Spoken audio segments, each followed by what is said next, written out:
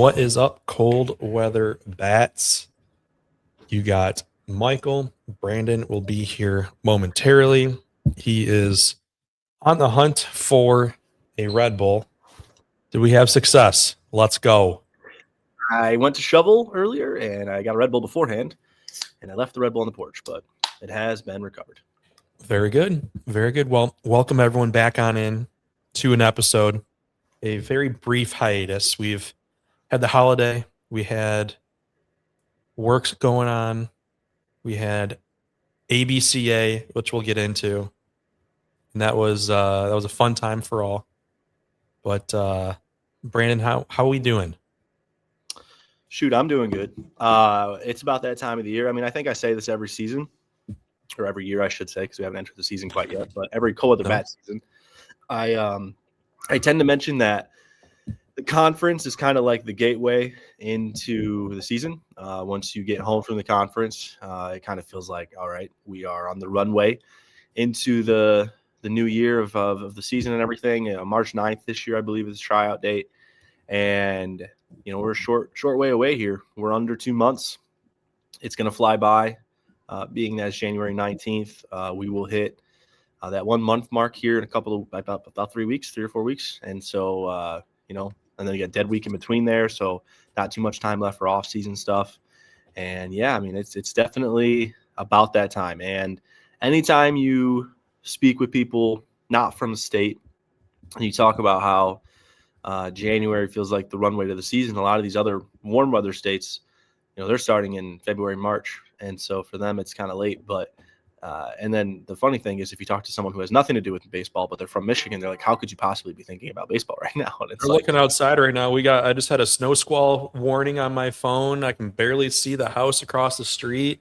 Yeah, it's an interesting time. I mean, we're 49 days. Today is January 19th, 49 days until March 9th. That's day one of tryouts for the schools. And then really, I think it's another about, March 18th, you can get your first contest going. So, we'll see what the weather's looking like, but we're not far from it. So if you're a player, a coach, what are you doing now between now and March 9th? I mean, coach, what do we got? You got 49 days. How are we feeling? Are you hearing that number? Are you like going, holy cow, now you're under 50 days. Yeah, I think one thing we did good this year was we started doing this thing where we called Stacker Days, and we asked the question, what day is it? What day is it? What day is it?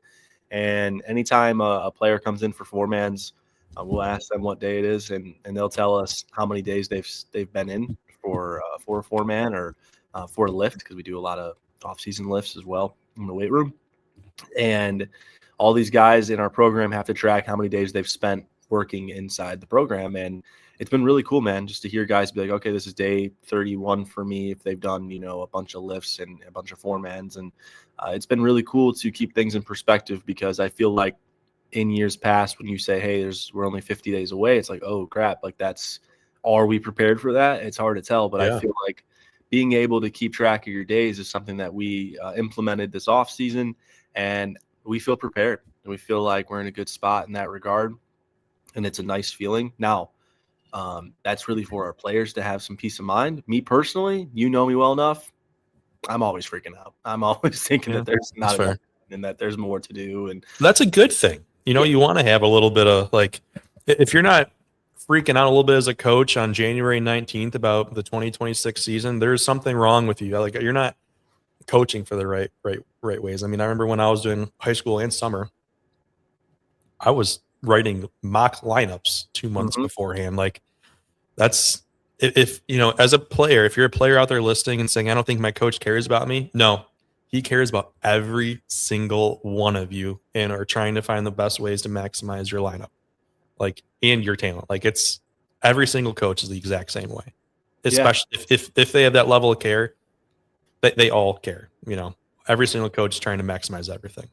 Yeah, definitely. I mean, don't get me wrong. It's like anything else. Like, there's going to be those who do less than some, but anybody who's established and has been at their program for a few years and everything, and not so much wins and losses, but just continuity and consistency, I would tend to agree with you. Like, they all care, and how they display it is obviously different, but Yes, that's true. Speaking of your lineups, I always start off the winter where I'm like, okay, this is our first day of four-mans, or this is our first day of off-season list, whatever it may be. And I will go in my Apple Notes and I will write down a lineup. I'll say, hey, here's my lineup as of 11/1. And then come January, I'll say, okay, here's my lineup as of 1/25. And then when March hits and we get the tryouts, I'm like, all right, in my mind, this is how I'd feel our team right now. And then when May comes, I'll look back at those things and kind of think about it and reflect on it and see how things changed. And, I'll obviously look in April as well. And yeah, man, it's just cool. It's crazy how things change. And I was talking to one of our players yesterday, Carson Haley, and he's a sophomore. And I have at Wyandotte, it's different than a lot of other places. I would say it's probably more similar than most. I would say it's probably more similar to most D1 programs, because I do believe that the Brother Rices of the world and the Woodhavens of the world, which are like Brother Rice is, I think, on this side of things for private, and Woodhaven is on this side of things for public. And a few others like Rochester Adams would probably qualify in that public side as well, where they just have a lot of enrollment. They have a lot of kids. They have a lot to choose from. Really good momentum in all of their other athletics and et cetera. And they are able to, and it's not to, I'm really not trying to downplay anything that those coaches do by any means. I'm just saying the simple science of it is they have more to choose from, right? And with Wyandotte, my philosophy is I fast track big time, because when I'll never forget, like, my first head coaching interview was like, I want to say 8 years ago, and which was like hilarious that I thought I was ready for that. But if nothing else, I was unabashed. And I'll never forget them asking me, like, how do you feel about playing freshmen and taking freshmen on varsity? And I said, unless they're going to play, there's no need to do it. And I still believe that to an extent. But in today's day and age, in today's game, and you can agree, the JV level has really decreased. Not only is participation down in baseball for the most part across the state, I would say, and sports in general, participation is just down since COVID, especially. It's different now. I think it's based on the school you're at. I think Woodhaven is more apt to taking a really talented junior senior over a really talented freshman, because that freshman might not make the same impact. Now, that being said, they took Tristan Spencer last year. He ends up being one of their highest impact players in general as a freshman. But I'm just using Woodhaven as an example, not so much a very specific example, but an example all the same. Whereas at Wyandotte, I take freshmen on varsity every single year I've been there. So in my third year, I already know I'm going to take at least one. I might take two. And last year, I took one. Then the year before that, I took three. And the big thing was, I was talking to Carson yesterday, and I said, we're at a spot now where those freshmen we took my first year, when we struggled, are now 3-year varsity players. And you, as a sophomore, are a 1-year varsity player.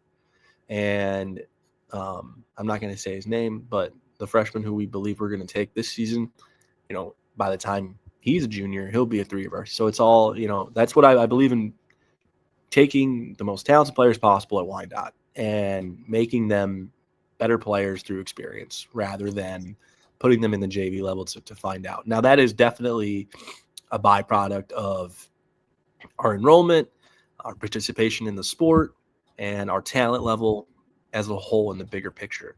And it's a good conversation as far as how much those things change over time.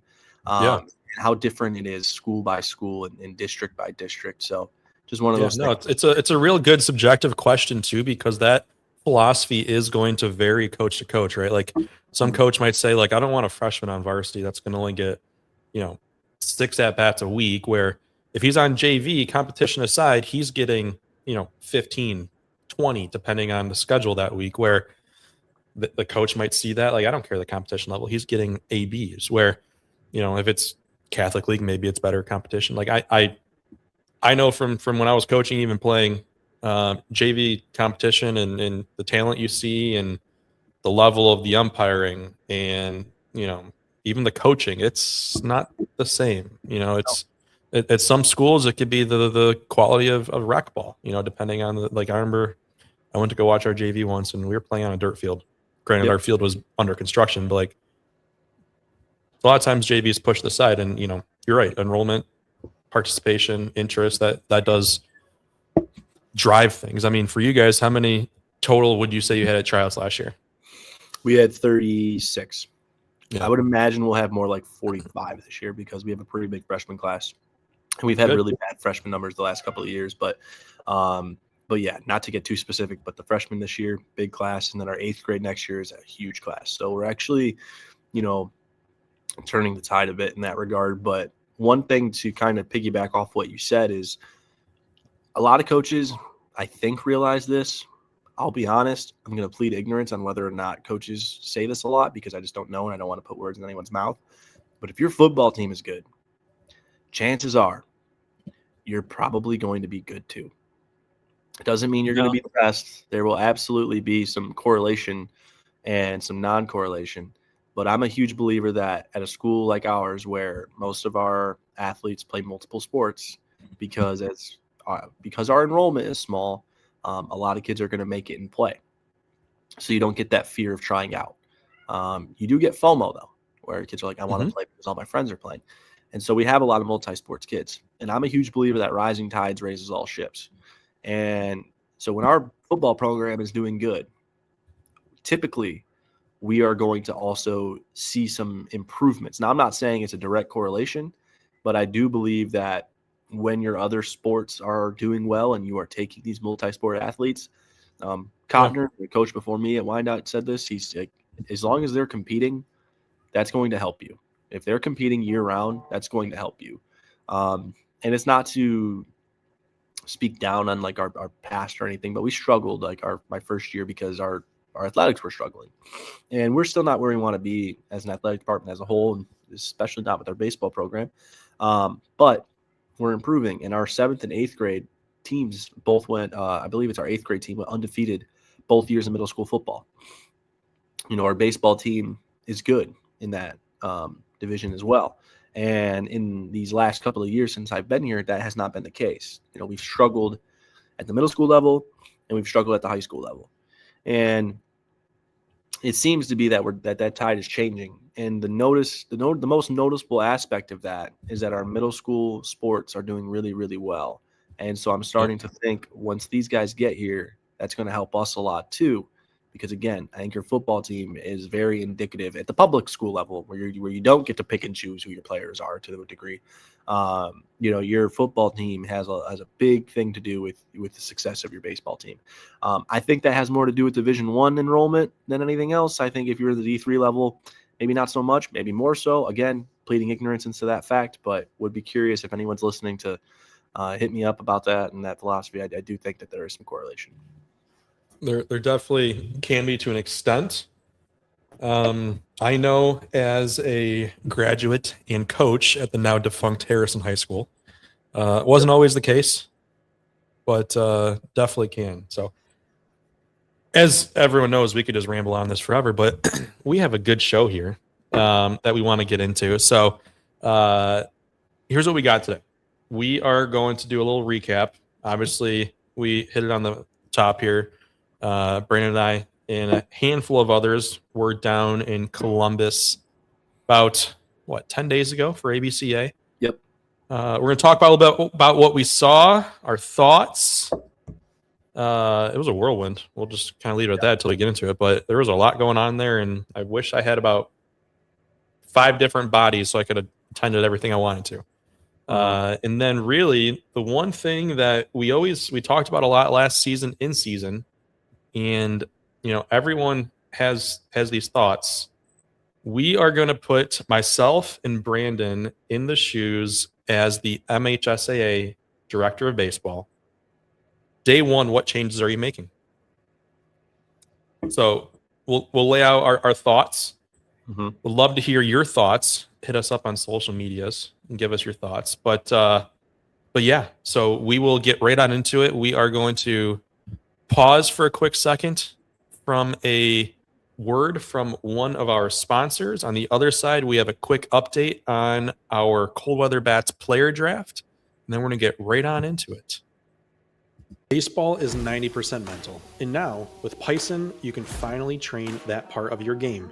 Python measures reaction time, decision making, focus, and even tracks recovery and sleep to give you the mental edge every player needs. we're excited to welcome Pison to the Cold Weather Bats family. As part of this partnership, Cold Weather Bats listeners get 10% off when using promo code CWB10 when they order at pison.com/coldweatherbats. Don't just train your body, train your mind. Unlock your potential with Pison today.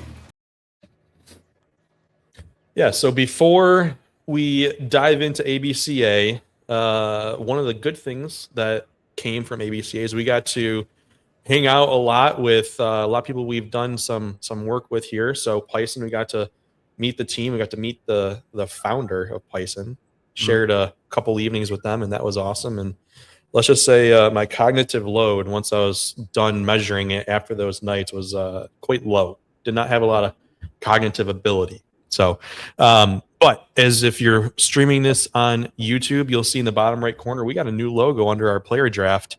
And we are very pleased to present our presenting sponsor for the upcoming players draft. That's going to be our friends over at AstroTurf. Real pumped to get going with them. We're going to have a lot coming soon with them. So if you are a business looking to get involved, still have a lot of ways that you can. Feel free to go on over to coldweatherbats.com or reach out to us on any of the social medias. Love to set up time to chat, explain kind of what we're doing, and then some. So now on the flip side, if you are a player, keep an eye out over the next week or two, we'll say. We will be reaching out.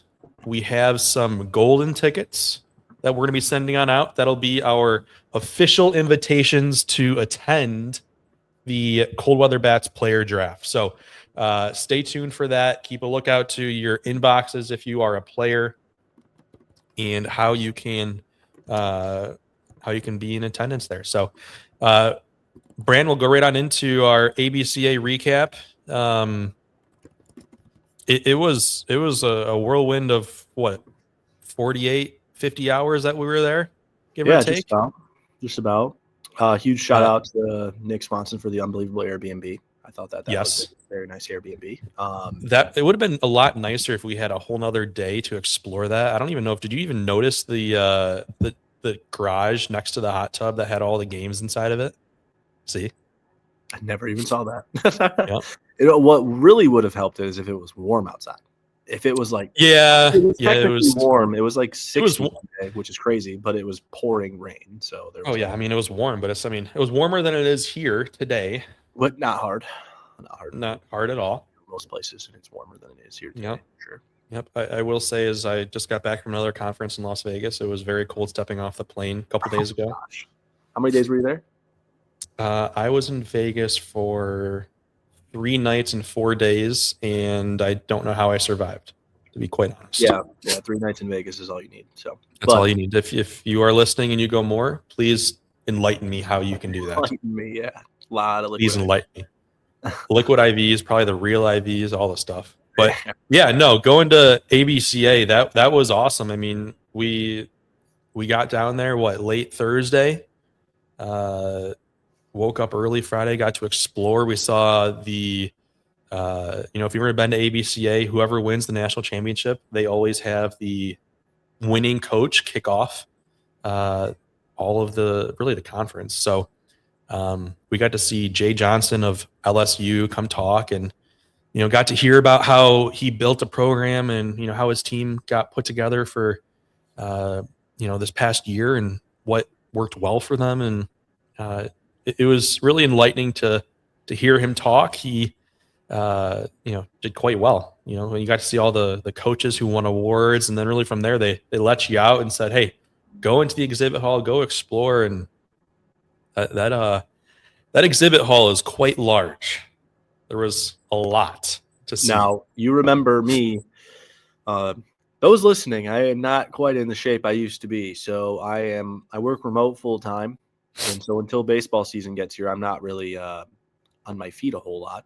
And since this conference, I have been going to the gym and eating healthy, for the most part, outside of one day. But I've been going to the gym and eating healthy since this conference, because the first day I walked 4.5 miles, and I I felt like I went to war. I felt like that's how it feels to go to war, which is not accurate, and a little No. embarrassing, but I'm willing to get vulnerable here and share that I was absolutely wrecked after that. Like I hurt. I had like a hip pointer. I felt really old. It's just not good. So I was inspired to come home and write some ships in that regard. But yeah, that exhibit hall was massive, and we were covering ground. I think the most funny part of that entire weekend was that during the first day, I was walking around an exhibit hall, and I will never forget getting like 2 hours in thinking, I really haven't seen anybody I came with. I've been on my own this entire time, just like walking around. And once I ended up seeing you guys, I think later that day, and everyone kind of mentioned, they were like, dude, we kept saying hey to you. We kept seeing you. We kept like saying things, but you just didn't hear us. You're just so oblivious. You just kept walking, which is absolutely par for the course and the least surprising thing of all time. I am an oblivious individual for sure.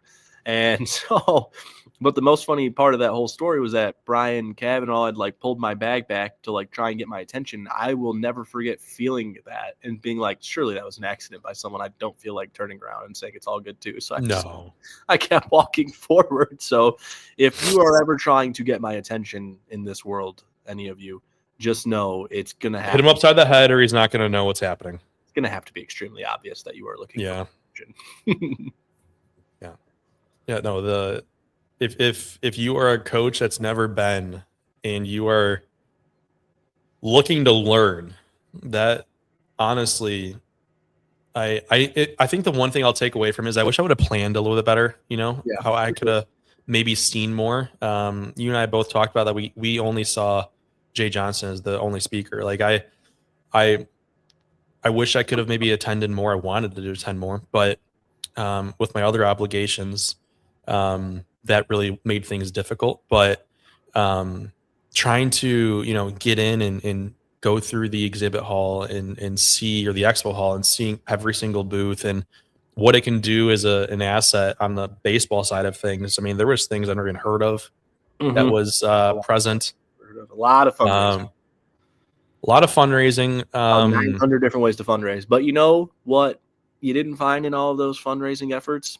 You didn't find 0% processing fees, which is... No, you didn't. But the one thing I was impressed with is not impressed with. It was a takeaway for me. There was a lot of new ways that AI is coming into the baseball space. Big time. That was something I'm excited to learn a bit more about, how it can enhance things as a director level for my teams, like what that can do. So I'm very excited to kind of navigate that path and see what else it can do. There was a lot of really cool brands in conversations that we had. We were over at the Marucci booth. I think I've told you the story on the way home, and didn't even realize it till 3/4 of the way through our conversation that I assumed it was just a rep. No, it was the owner, founder, president of Marucci talking to us, and just how he was communicating with us and talking to us. So it's just like, there was a lot of good takeaways that we'll probably get into in a later episode, but it was just cool to hear his story and their values and his values as a whole. So lots of really cool things, lots to come from it for Cold Weather Bats. So to our listeners, keep an eye out. There's more coming from that. Obviously sitting in a car ride with you for 3.5 hours with you and Griff Green, that's always enjoyable. I was real quiet on the way back. I wasn't very much. I was ready for sleep. I was beat. Not a lot of sleep was to be had that weekend. That was a lot of fun. I mean, shout out to Perfect Game. They had a great party. AstroTurf, again, another great party overlooking the I believe it's the Columbus Clippers Stadium in the left field corner. Like, that was an amazing view. Really just a heck of a lot of fun. A lot of fun throughout the entire weekend. Yeah, I think the ABCA is a must for everyone. So I got to see a couple more speakers, not as many as I wanted to, because I was also in the expo hall. And for those who are curious as to why, similar to Michael, like, I wanted to learn a lot of these things, but also the boys are trying to sell ads too. So we were kind of going around and trying to network and all of that. And that's super important for us. And super important for the show and for the player draft and all the things we want to do at capacity and, the potential we want to get to and everything. So I spent a lot of time doing that, and we did as a whole. I know you had a lot of prime obligations when you were there, but I was able to watch the Orioles mental performance coach. I thought that was really good. And a couple others. I thought Jay Johnson was really good too. Got to see the boy, Brian Sikowski. Great time. Always good seeing him. Do not get to see him nearly as much as I used to, but anytime you get to, especially because all these college coaches, we talk about how this is a runway for the season for us, even though we're 50 days away. I mean, they literally get into their practices as soon as they get back from the ABCA. They're practicing literally right now. Yeah. And so getting to see him right before the season started was awesome. Got to see Evan Petro, a Michigan guy who's now with Prep Baseball and directing the Southeast, and so I got to see him and just a lot of people that we're familiar with. So, the ABCA. Oh, also Southgate was down there. So shout out Downriver, Andy Green and his staff. Andy. And so he'll be on the show here soon. I was talking to him about that. We're going to get him on. Season starts, get to talk Can't about wait. Can't wait to have Andy on. Andy's not going to mention this because he is humble, unlike some of us. I am 0-5 against him, though. So I'll mention it. Cannot wait to I know you will. Cannot wait to recap that. And the 11-inning loss last year, always a good time to discuss and reflect on that. But we'll have him on the show. Just a huge veteran of the game, coached a lot of good players, not just at Southgate and Lincoln Park, but also with the Michigan Bulls and Bobby Martin. So good conversations there. But, yeah, man, the ABCA is just a must. You got to do it. The opportunity networking-wise is just unparalleled in the sport and especially in this craft, which is a very peculiar craft that not a lot of people do. When I was mentioning this conference to, my peers, they were like, that's a thing? And I was like, what do you mean? They said, there's a baseball coaching conference. I'm like, yeah, quite literally, that's what it is, yeah. Isn't it wild? and I'm describing it. I'm like, yeah, it's not like a small thing either. It's massive. There's 12. What I think they said 12 or 13,000 people or something crazy like that. Something like that. That was also one of my takeaways was how many people were there. Unbelievable. I mean, they took up the entire Columbus Convention Center and all of it. Every inch of that place was the ABCA that whole weekend. And I thought they did a really good job. They did, and this also hurts me to say this. I was as a University of Michigan fan, I was impressed with the area of Columbus surrounding the convention center. I forget what street it is, but there was a street that was right by the convention center that was very nice. Lots of bars, lots of restaurants, just designed and decorated. I was impressed with that. And before I forget, a shout out to my former roommate in college and a name that probably if you're a listener, you'll know, Jordan Schwellenbach. He is a coach, assistant, I believe the pitching coach and recruiting coordinator at LSU Shreveport, was the assistant coach of the year for NAI, a Saginaw Heritage graduate, a Northwood graduate as well. So shout out Schwelly. Great job. Congratulations. And we're going to have you on the show here soon. And obviously, if you are a listener, he is the older brother of Spencer Schwellenbach, who is the top of the rotation, I believe, now for the Braves. So good family. Good family. Congrats to Schwelly there. Yeah, definitely. Obviously, everybody knows his brother's story and comes back from injury next year. Hopefully he doesn't miss a beat. He was an all-star, I think, had he stayed healthy, which is really, really cool for a multitude of reasons. Yeah. So ABCA, highly recommend if you can get down there. Just an awesome time. And also, I do think it's worth mentioning that the MHSBCA kind of got stiffed in this situation. I don't think it's a secret. It was on the same weekend, and that never happens. No. And the MHSBCA conference, which is what we always go to, and we are also partnered with them in a way where we support each other in all of our endeavors. And I thought it was upsetting that it's out of their control. They can only get Soaring Eagle for 1 weekend a year, right? And so they're not going to move away from Soaring Eagle. That's the perfect spot for that conference, considering everyone's coming from all these areas. That's central.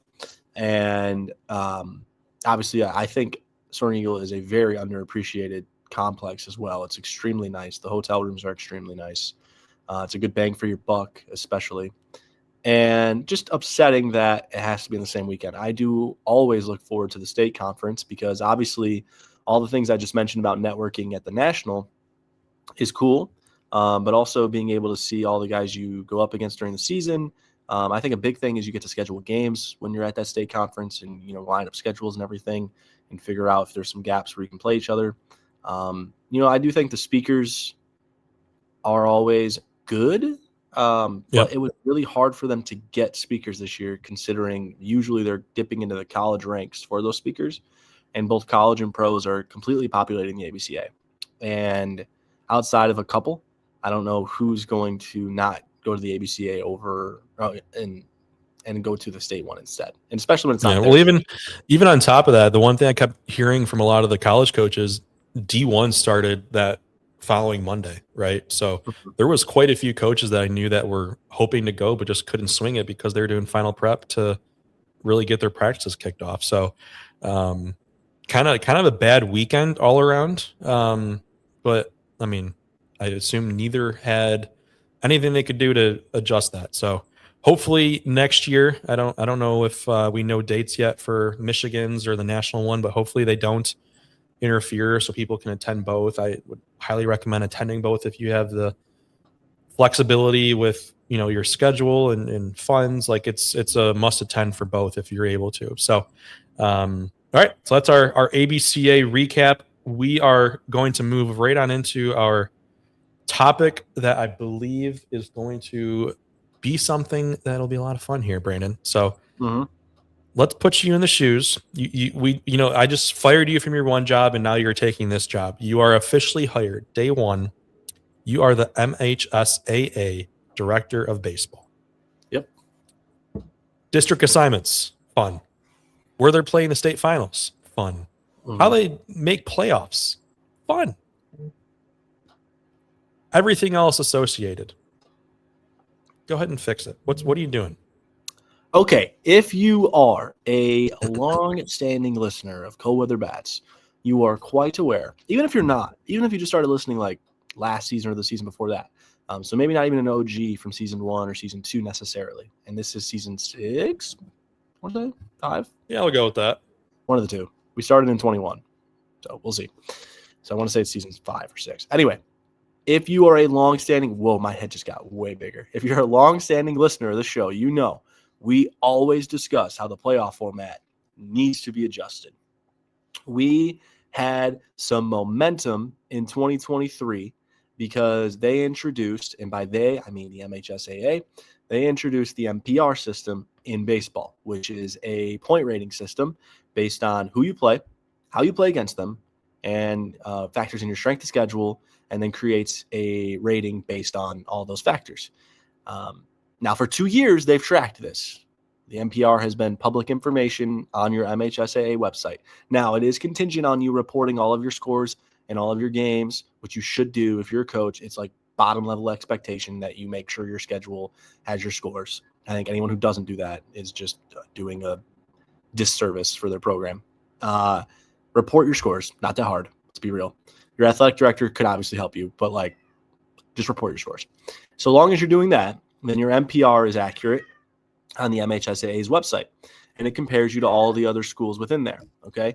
And they've never done anything with it besides monitor it, quote unquote, and evaluate it and then determine based on whichever what they might do. Now, the MHSAA has determined, as of the MHSBCA, which I, again, was not at, but from what I was told from sources, quote unquote, that were there, was that the explanation behind why they stopped doing it was, let's say, less than optimistic. Like, it wasn't the best reasoning as to why they decided to not go through with this. To me, I think that any governing body is afraid of changing things, because when you change things, you create a lot of work and you also create a lot of conversation. And when things are new, they're probably flawed. But nothing is more flawed than this playoff system right now. I hate to say it.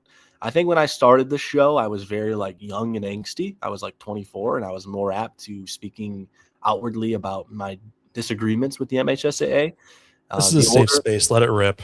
I know, but the older I get, the more like understanding I am of processes and things of that nature. And so I can understand how it's difficult to make changes, but we are kind of at our wits' end here. And let me tell you why. Okay. Let's talk about some of the districts going on in Division One real quick. Okay. We'll get to Okay. mine because mine, not fun, not easy. I don't care. My players hopefully don't listen to this because I don't want them to think that I think this way about our district. Is it difficult? Yes, but who cares? Anytime, any place, anywhere, let's play anyone. Don't want this mentality to reflect on my team. However, let's call a spade here and discuss why it's absolutely insane the way that some of these districts are mapped out. Okay. So we will start with, I'm scrolling, terrible radio, but that's okay. We will start with the fact that, let's just start with mine. Okay. Because I know for a fact I can go right to that. Okay. So District 17. Traditionally, this district has been Woodhaven, Carlson, Wyandotte, and Taylor. Okay, and then last year they added Southgate because Southgate came up from Division 2. Years prior to that, Southgate was Division 1, and they were also in this district. So Southgate, nothing really new. However, there was always the discussion that districts 18 and 19 were a little bit imbalanced. 19 is Dearborn and Detroit schools, and then 18 is Dearborn, Lincoln Park, who's in our league, Melvindale, who used to be in our league but seceded to go independent. I think they're in the league with Annapolis and Garden City and all of them now, and then River Rouge. All right. District 17 has now added Allen Park. Okay. That's the district we're in. So now it is Allen Park, Woodhaven, Carlson, Southgate, and Wyandotte. So what I want you to do is, if you have some time at home and you're listening, go ahead and go look at the Downriver League rankings over these last few years. All right. What you will find is that all 5 of the schools I just named are almost traditionally always in the top 6 of the league. Carlson and Wyandotte, each of us have finished below 7th a couple of years in these past few, but over the last 2 years, those schools have all 5 of those schools are 5 of the best D1 schools in our league. Dare I say they are the 5 best. I don't think you could really draw up anybody else in that league who's better than us in Division 1. Now, Trenton is a very good Division 2 team in our league. Taylor is a good Division 1, talented Division 1 team in our league too. Taylor ends up in District 14. So they are matched up with Dearborn Heights Crestwood, Livonia Franklin, great program, Livonia Franklin, Wayne Memorial, and Westland John Glenn. That district will almost certainly go down to Franklin and Taylor. And then you get over to District 18. District 18 is Dearborn, Etzel Ford. Etzel Ford is in our league. Lincoln Park is in our league. Melvindale, and River Rouge. Lincoln Park, and guys, I'm just going to be completely blunt about this, okay? So no disrespect to anybody in this scenario. I'm just speaking facts here, okay? Etzel Ford and Lincoln Park are Etzel Ford had an amazing pitcher these last few years, Ian Manis. But they are considered, I would say, a Tier 2 to Downriver League team. If there's a Tier 1 and Tier 2, both of those teams are Tier 2. Lincoln Park is definitely on an up and up. However, if I had to pick who's going to win that league right now, or I'm sorry, that district, like Lincoln Park has as good of a chance as anyone. Melvindale and Etzel Ford as good of a chance as anyone to win that league or win that district. And they are our neighboring district. That is who we will play if we were to win ours. Whoever comes out of District 17, our district, will then go play that team in District 18. The imbalance is hard to ignore here, guys, right? When you're dealing with 2 Tier 2 teams from our league playing against what I believe to be Tier 2 teams in their leagues as well, and then you have all Tier 1 teams from the same league in the district above it, there has to be the host for District 17 is Southgate. The host for District 18 is Lincoln Park. Go ahead and look up how far away those 2 schools are. It's less than 10 minutes. Not far. It's less than 10 minutes. It's so, and then let's go to District 21. Okay. We've got Ferndale, Hamtramck, St. Clair Shores, Lakeview, Warren Woods Tower, and Grosse Pointe South. Okay. One of these things is not like the other, ladies and gentlemen. One of these things is not like the other. And then on that note, let's go over to District 24, where you've got Birmingham Groves, Birmingham Seaholm, Bloomfield Hills, Brother Rice, North Farmington, and Southfield A&T. 3 good teams at the top there. And then as you scroll on and you see and you continue to look more, There's just more and more and more imbalance across the board. And, we could go into it. I don't want to waste too much time blabbering because I think this is a very agreed upon consensus among everyone involved in Michigan high school baseball. I don't know a single coach that I've spoken to who doesn't want realignment when it comes to playoffs. I've never heard any of them say they were against it. I think some of them who are good enough to not care don't really get too involved with it.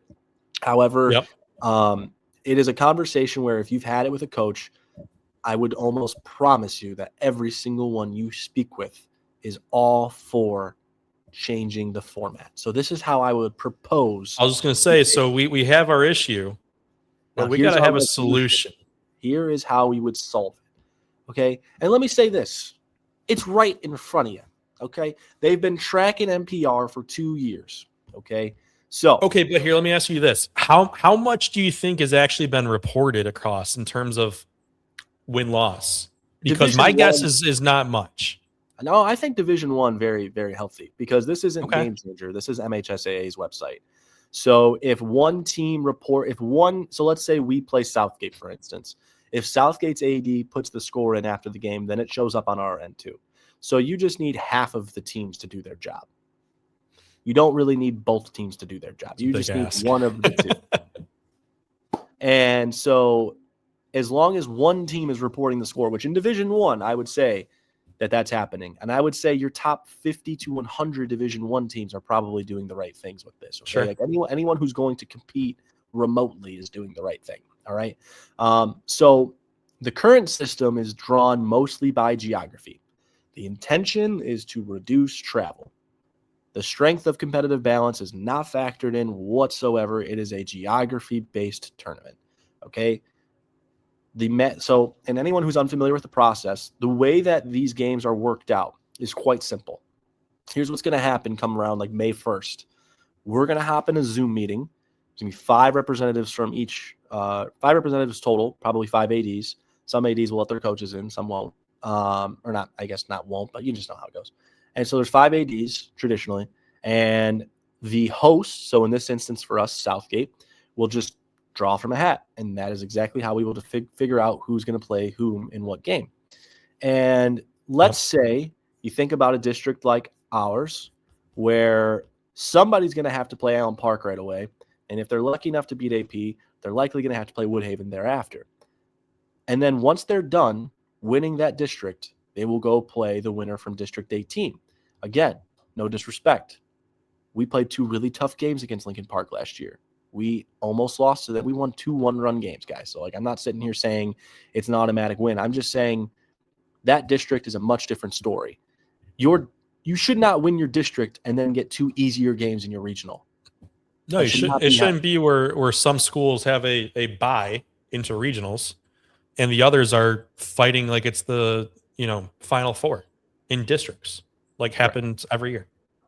So the core problem of this is because the system doesn't evaluate team strength, 2 good teams can end up in the same small district, while others are completely under-challenged, okay? So it doesn't reflect who the best teams really are. It really doesn't, guys. It's like March Madness if seeding didn't exist. It's March Madness if Duke played Michigan in the first round and then Michigan played, I don't know, if Michigan played Loyola, insert blue blood here. Round of 32, right? And then it's like insert like a 16 seed after that. Yeah. It's like the 1 seed plays the 2 seed in round 1, and then they play the 14 seed in round 2. It doesn't make any sense. That makes a heck of a lot of sense, doesn't it, guys? So based on that, let's go through this in what I believe to be a real simple 5-step process, okay? Step 1. First, for 2 years, you've been gathering data on the Michigan Power Ratings. The MPR is what they call it. Guys, it's public information. Go to the MHSAA's website, or better yet, let me tell you the quickest way to do this. If you play for a team, if you root for a team, or however, if you coach for a team, let's say you coach or play or root for Rochester Adams. Go ahead and search Rochester Adams Baseball MHSAA. It'll be the first thing that pops up. Go click on that. Navigate to last year's season. There will be a little drop box. It'll say 25-26. Obviously, we haven't played any games yet. Click that drop box and switch over to 24-25 so you can get back to last season. Scroll to the bottom of that page and you'll see a table. That table displays the rankings through the MPR. It'll show you exactly where Adams ranked last year. So, for example, Let me go ahead and do exactly what I just described so that I can give you guys a quick rundown of how this works. So going to go to Adams' MHSAA page. Going to go to the 20. How's your drum roll, please? I appreciate that. Going to go to the 24-25 season. Okay, so that would have been last year's season. And I'm going to go down to the MPR calculator. Okay, I see team Rochester Adams, 26-9. Their MPR rating was 63. Okay, it is weighted. The weighted is based on the strength of their schedule, based on who they played and who they played, or I'm sorry, based on who they played and the teams that they've played and who they've played. So there's all these factors in, and this is totally not foreign information. Everyone remembers the BCS and college football, and there's plenty of ways where this has been used. Most relevant would be high school football in Michigan uses this exact format. This is not foreign, not only to sports, but it's not even foreign to Michigan. Okay, so then you can go down and you can see all of their opponents, the scores of their games, and their opponent's MPR rating. Okay, you can go through the whole schedule. And then if you click on the MPR's rankings, you can then see 1 through 100, who's ranked where and why they're ranked there based on their rating. Okay, so compute the MPR at the end of the regular season for all teams in each division. And instead of purely geographic districts, assign districts so that the MPR tiers are evenly distributed. So if I rank all Division I teams by the MPR and then I draw districts, each one gets a number 1 to number 4 seed, number 5 to number 8 seed. Usually it's traditionally 4. Some of them have 5. And now districts become competitive clusters, not just neighborhood clusters, okay? Now we're going to add a strength of schedule into the ranking, okay? So the MPR considers wins and losses and opponent strength, but it explicitly incorporates strength of schedule, okay? So it's going to benefit teams with tougher schedules. It's going to prevent artificially inflated records from weak schedules, which is a very common problem in high school baseball, as we know, okay? So it's going to be an MPR plus a strength of schedule determines a ranking score. The top 16 per division are sorted into seeded pods for district slots, okay? Now you borrow a concept used in high school football, and you give teams points for wins based on opponent strength. So you get 3 points for a win, a bonus point for an opponent's win percentage based on what it is, and a penalty for a loss to a weaker team. And then once you're done with those steps, you then rethink this whole geography is greater than strength thing, and you hybrid assign them. So we go geography first, and we create a pool of teams based on the area. How I just described to you that we are all in the same area as District 18, and Taylor, who is not in 17 or 18, they're in 14, would also fall into this cluster. And then you divide the state into the zones, and within those zones, ensure each district has a mix of teams from top, middle, and lower tiers, okay? The more you talk about this, the more the police are coming for you. Yeah, I know. Did you hear that too? I did. I am right by the police station downtown Trenton, so there is a decent chance it's just them firing up the sticks. No, it's the MHSAA. They heard you. They're right. coming. Yeah. So once you break these down into zones, okay? So let's say there's 8 teams in a zone. Maybe there's 16, but let's say there's 8 teams in a zone, okay? You break that into 2 districts, all right? Even if it's 16, what would you do with 16 teams in a grouping zone? Let's say that's like a 15-mile radius, 20-mile radius. You would then break that into 4 different districts. And now all of a sudden you have balance, right? And then once that first round is over, no, it's not just you win and move on. You reseed after that first round. You reseed after the first round. That's what happens in football, okay? And you ensure at this point that the best teams don't eliminate each other until way later in the state tournament. So we're getting fair brackets. Great teams avoid awkward early matchups. Teams earn seeds based on results. So you need to play difficult games and you need to win difficult games, okay? More talented teams advance deeper in the tournament, and you get competitive games throughout the tournament. Many other states do this, guys. I can tell you right now on the Patreon, I will be doing a deeper dive into this and writing about it before the season starts because it's something I'd like to put on paper and potentially even treat as maybe a proposal of sorts. And I really have always talked about this. Even when Brian was on the show back then, he was very passionate about this as well. And Brian was coaching a team that was winning state championships like they were taking candy from a baby. So it wasn't like, it was coming from someone who was struggling with this format. It was coming from someone who was succeeding despite it. And again, a lot of people agree on this, guys. A lot of people do. Now, it's a strong majority. All that to say, myself, Woodhaven, Southgate, Allen Park, and Carlson, all 5 of those schools, we're looking forward to our district, man. It's going to be fun. It's a blast. It's awesome baseball. All 5 very competitive teams. Okay, we're going to pack out the house at Southgate. There's going to be a ton of people watching those games. Downriver will come out and show out to watch those games because those are the best Downriver teams in Division I right there. Okay, but it is a shame that we have to knock each other out right away. It would be much better to see us have an opportunity to be in a zone, quote unquote, of 16 teams and be spread out across 4 districts and get, because let me give you a more specific example. If you were to start with District 14, okay, we're talking Crestwood, Franklin, Taylor, Wayne Memorial, John Glenn. Okay, there's your first 5. District 15, Canton, Churchill, Northville, Plymouth, Salem. 16, CC, Novi, South Lyon East. And then 17, Allen Park, Woodhaven, Carlson, Anderson, Wyandotte. And then 18, Dearborn, Etzel Ford, Lincoln Park, Melvindale, and River Rouge. How I describe those, okay? Why is CC, Novi, and South Lyon 3 really, really good programs in the same district? Why are Canton, Northville, and Plymouth, and Salem, and Churchill, that's a loaded district. But they're playing the winner of Crestwood, Franklin, Taylor, Wayne, Memorial, and John Glenn, where I think Franklin and Taylor are probably your picks there. Whereas in 16, you're forcing the Cantons and Novis of the world to play each other in the second round right away. Where in another world, you could group these all together and create a much more evenly distributed district. Is it easy? Do you think that sounds easy? Do you think if I ended up in a district where it's Wyandotte, Novi, South Lyon, and Taylor, that's not easy at all, but it's far more balanced because we're not making the best teams from each area duke it out when not every area is the same. But what you can do is you can take a broader look and a bigger radius and still keep it geographic, not make teams drive 2 hours for a district. We're talking a 30-minute ride, okay? At most, a 30-minute ride. We already have a 20-minute ride to Woodhaven when we play there. Now, this year they switched to Southgate, so we're real where we got a 4-minute ride. But my point is, you don't have to take away the whole geography thing to do this. You don't. You just create big zones and you evenly distribute those zones. No, this does not make it easy. The districts are no longer, like the district is not a sleep in the park for anyone for that matter. At this stage, it's either a gauntlet or a walkthrough. There is no in between. I rest my case. Yeah, I mean, everything you're saying is to the extent same with me, right? I mean, you look at it, we've both been in travel baseball forever as well. Somehow these travel directors, these tournament directors, magically do a fantastic job on a weekly basis, not having tournaments with pool plays that are loaded.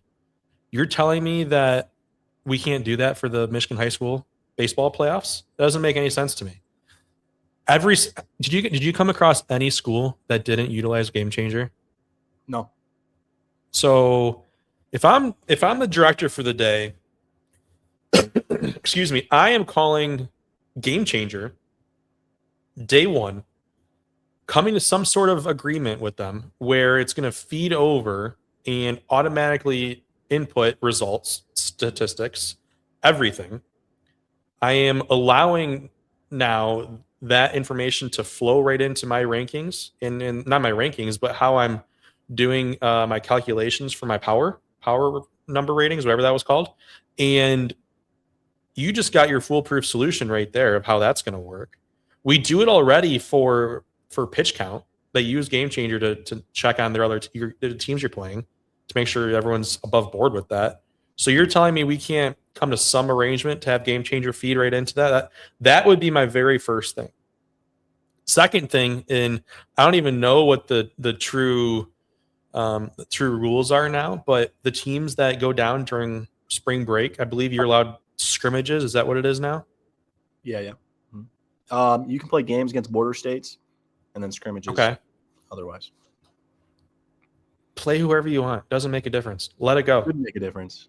It shouldn't make a single difference. Whatever. Let teams get better. Let teams improve. Put Michigan on the map. Stop. Encourage your teams in your state to go play more baseball, and let them just play if they want to. If you want to make it where it's not counted towards your overall record, where you can play as much as you want down there. But yeah, like the only games matter or the only ones count. You have to play within state lines. Easy, done.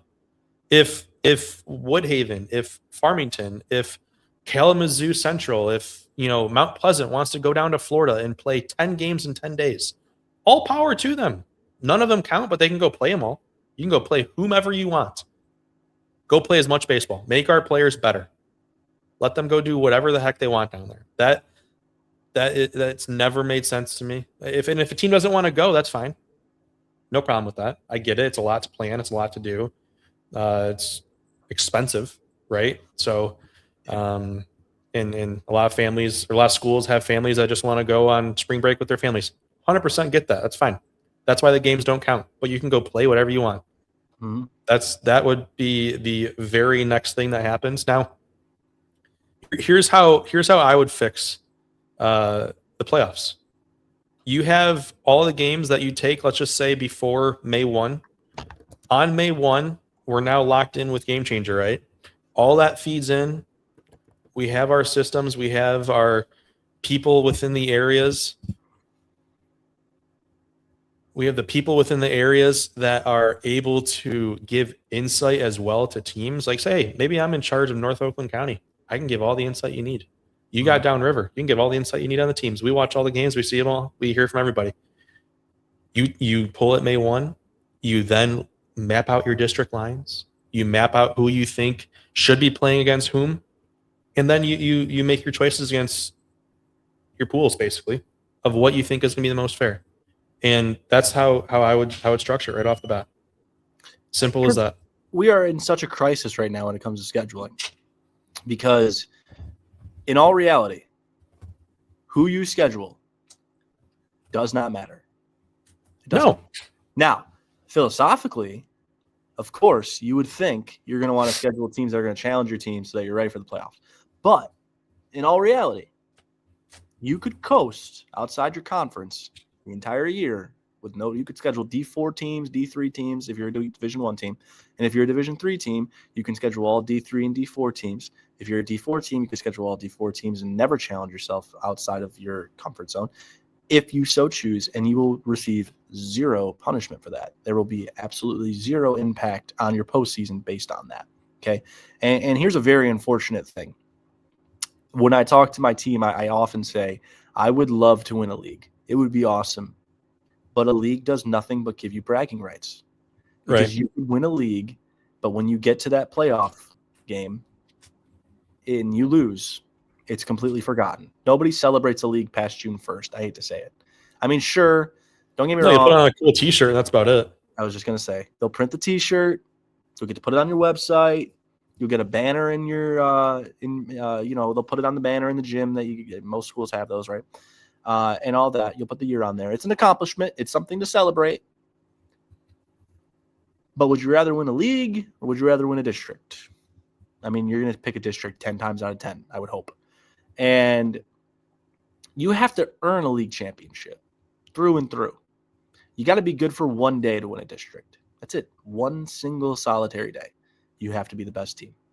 A league, you have to. So despite the total disparity in how we celebrate the two things, only one of them, it feels like you've truly, quote unquote, earned it over time. Whereas with this district idea that both of us have via seeding, you are actually earning that district throughout the season because you are earning your seed.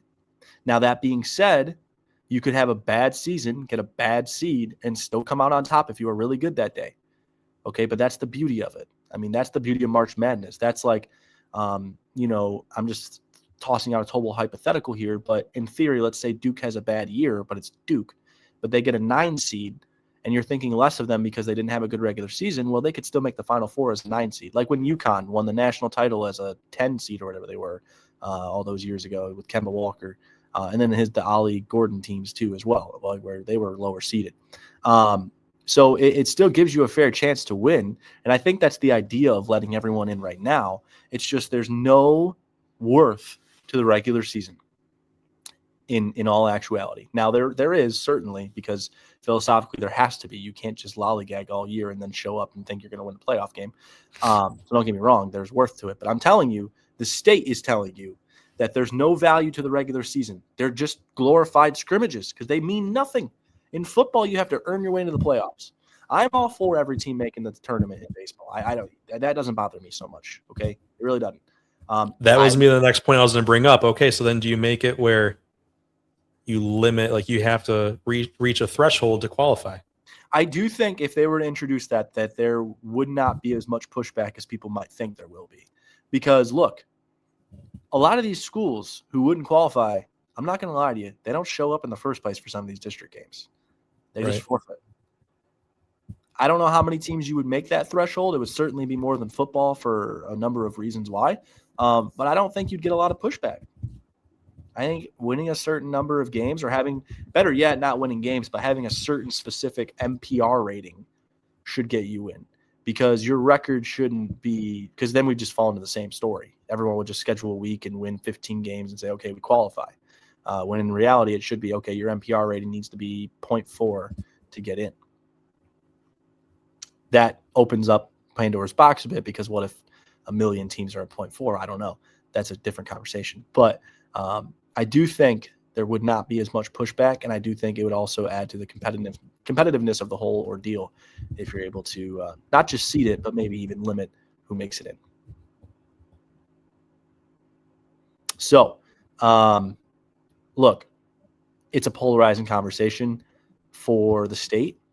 I don't think it's polarizing for the coaches and the players that represent the state. Michigan high school baseball is the reason this podcast exists, and has for as many years as it has, and why it will continue to exist, so on and so forth for the years to come. If it wasn't good, if the state wasn't good at this sport, then we wouldn't be here doing this right now. Not because we don't want to. I'm just saying there wouldn't be an audience for it. And the fact that we can't go play whoever we want across the country during spring break to go show people what we're capable of. The reason, the fact Orchard Lake St. Mary's is golden years, they weren't allowed to go play, the schools down south that had those high rankings nationally. Now, granted, they ended up winning the national championship as a byproduct, but the fact they couldn't take that team to the high school baseball national championship down at USA Baseball because the state wouldn't allow it is just preposterous. It's ridiculous. Have a gold mine. Michigan high school baseball is not as good as it was in 2023. I don't know if it ever will be. It's still very, very, very good, though. So there's no reason that we should take away from that. I don't understand the gatekeeping thoughts. I think let your talent be on display.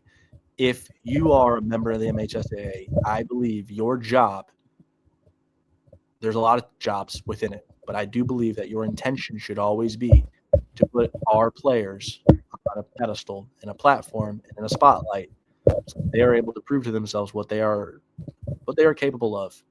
And the only reflection that puts on you as a rep for the MHSAA is that you value it and that you respect it and that you understand it. Now, I understand as a governing body, there's a lot of stipulations and things that need to be withheld, and I get that. And there's a certain professionalism to it all and amateurism that goes into it. I understand all those things.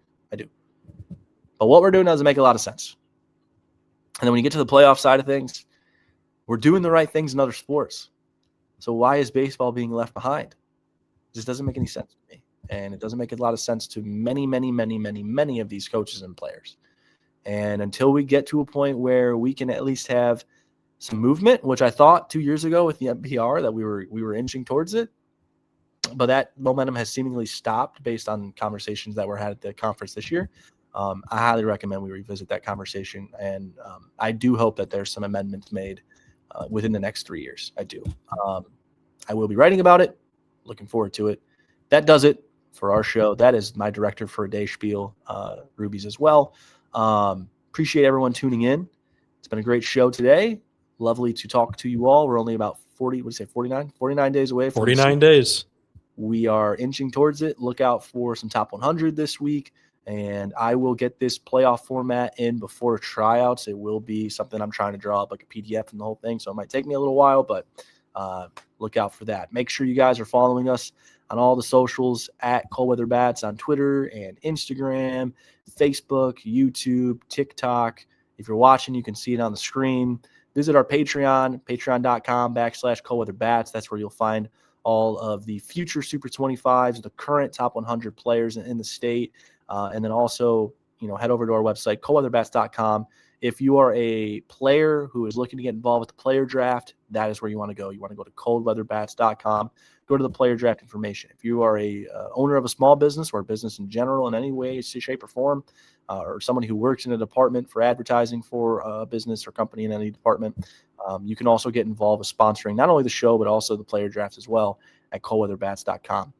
That is how all of these things we do are possible. So we look forward to talking to you guys soon. For Michael, I am Brandon. You guys take care. We will talk to you next time.